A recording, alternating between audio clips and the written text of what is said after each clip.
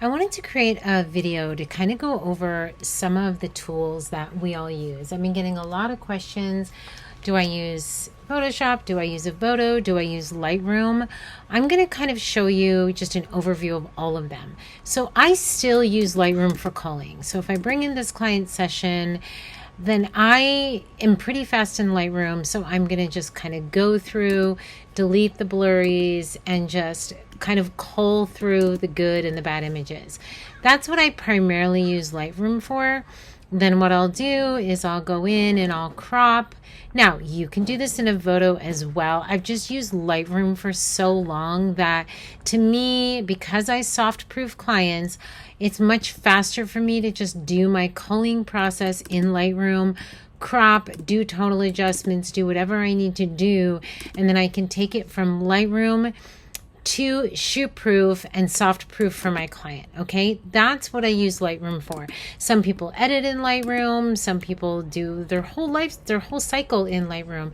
You really want to use whatever tools you're comfortable with. For me, I really like culling in Lightroom. I can crop, rotate, I can do it pretty fast, I can sync. I don't really use presets anymore, but they're really great if you do use them. So primarily, I'm going to bring in a client session. I'm going to cull it in Lightroom.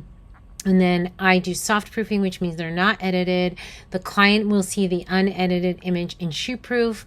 Once they pick, then I edit. Okay, so that's kind of what I use Lightroom for. A photo is what I do when I want to clean up images. Okay, so for example, I have this client and she chose these images. So then what I'll do is I'm going to open these up in a photo. And so the reason why I like a photo so much is it's just easy and quick. I love Lemon Sky presets. I can literally just do one click. The skin is clear. I can come in here to backdrops, clean up the backdrop pretty quickly. If I don't want to use LSP's presets, then I can manually do all of this. So I can just come in, I can clean up the backdrop. Just by clicking sliders, you're in complete control in a photo. So, a lot of people will say, well, I'm worried it's going to overprocess. It's not going to do anything. You're doing it. So I'm choosing to remove the distractions. And then I go into here and I'm choosing what I want to remove. Okay. So that's super important to understand that a photo is not going to do anything you don't want it to do. It's not just going to miraculously clean everything up. You want to go in, you're choosing the different things that you want to do. So for me, it's clean up the background. Then we're going to go into the skin. You can do male, female, child. So you can do it one by one, go into the skin retouching. You can do frequency separation. You can do texture, clarity. You can adjust the tone of the baby. You can adjust the acne, face shine, freckles. You can come in here, you can try some of their presets, or you can go into their adjustments, and you can see that there's just tons of different things that you can do. So we can still adjust the temperature, the tint, the exposure, clarity, the haze, curves, all that you're used to doing. You can still do all of that. But what I love is that it's easy. There's masking, so you can do the whole skin, parts of the face, the body. If some areas are red or another, you can control everything. You can use some of their presets. You can go in here and do wrinkle your clothing. You can remove glass glare, braces, add makeup. It's all within your control. You can go into the background. You can add skies. You can do backdrop changer. I have another video that shows how to change your backdrop. All of this, you're in complete control, or you can use amazing presets like Lauren and double click. It'll do all of the skin for you. And then you can go in and adjust the backdrop and just adjust whatever you need. So I like Avoto for that reason, because I can also just do shift click sync, and whatever I do, it's going to do it to everybody.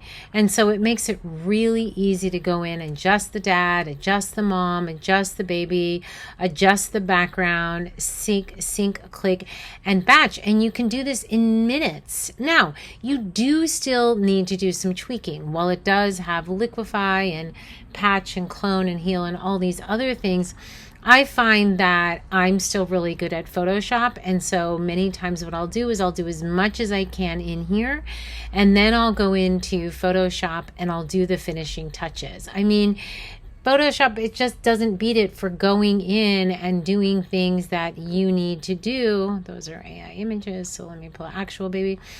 So, I can go in and do all the things that I would normally do in Photoshop. So for me, I do use Lightroom. I go to a photo, batch, clean, do as much as I can, and do my finishing touches in Photoshop. A lot of people say, well, then what's Midjourney for? Well, I access Midjourney through the Discord.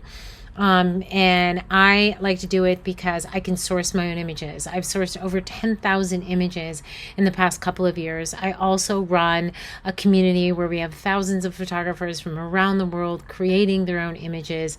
I teach how to do this, how to edit. They're just different beasts. If you want to create your own backdrops, if you want to make your own composites, make your own rooms, print your own backdrops. That's what you want Midjourney for. So you can't really compare these tools.